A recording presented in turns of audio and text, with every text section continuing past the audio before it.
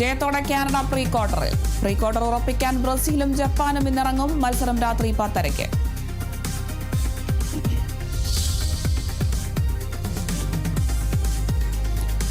വീര്യം കുറഞ്ഞ മദ്യത്തിന്റെ നികുതി ഇളവ് വിവാദത്തിനിടെ നിയമസഭാ സമ്മേളനം ഇന്ന് പുനരാരംഭിക്കും. നികുതി ഇളവ് ബില്ലിൽ ഉൾപ്പെടുത്തിയ വിഷയത്തിൽ സഭ പ്രക്ഷുബ്ധമായേക്കും. എക്സൈസ് അടക്കം വിവിധ വകുപ്പുകളുടെ ധനാഭ്യർത്ഥനയും ഇന്ന് സഭയിൽ. പുതിയ നികുതി ഘടന ഉൾപ്പെടുത്തിയ കരട് ബില്ല് സഭയിൽ അവതരിപ്പിക്കുക മറ്റന്നാൾ.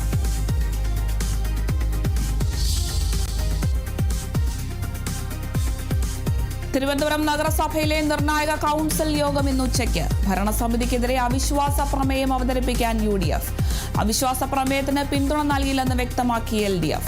കാപ്പ കേസ് പ്രതിയായ കൗൺസിലർ സുഗതന്റെ രാജി ആവശ്യപ്പെട്ട് പ്രതിഷേധം ശക്തമാക്കാൻ UDF.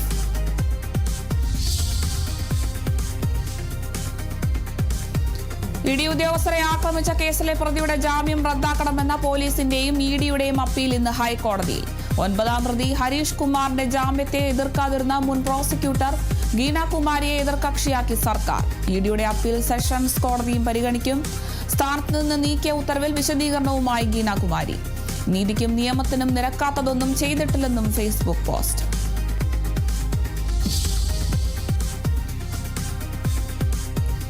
ശബരിമല സ്വർണ്ണ കവർച്ചാ കേസ് ഇന്ന് ഹൈക്കോടതിയിൽ. കുറ്റപത്രം എന്ന് സമർപ്പിക്കുമെന്ന് SIT ഇന്ന് കോടതിയെ അറിയിക്കും. 2025 സ്വർണ്ണപ്പാളി കൈമാറ്റത്തിൽ ആരെയൊക്കെ പ്രതി ചേർക്കണമെന്നതിലും റിപ്പോർട്ട് നൽകും.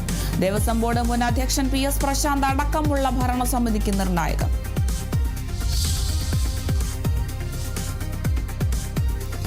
സംസ്ഥാനത്ത് ഇന്ന് അതിശക്തമായ മഴയ്ക്ക് സാധ്യത.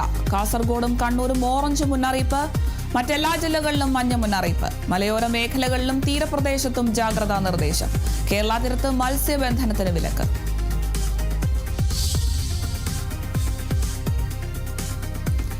വെനസ്വേലയിലുണ്ടായ ഇരട്ട ഭൂകമ്പത്തിൽ മരണം 1450 കടന്നു. തകർന്നു വീണ കെട്ടിടങ്ങൾക്കിടയിൽ ഇപ്പോഴും ജീവനോടെ കുടുങ്ങിക്കിടക്കുന്നത് നൂറുകണക്കിന് പേർ. മരണസംഖ്യ ഇനിയും ഉയരുമെന്ന് രക്ഷാപ്രവർത്തകർ. 70,000-ത്തിലധികം പേരെ കാണാതായി. വെനസ്വേലയ്ക്ക് സഹായവുമായി ലോകരാജ്യങ്ങൾ.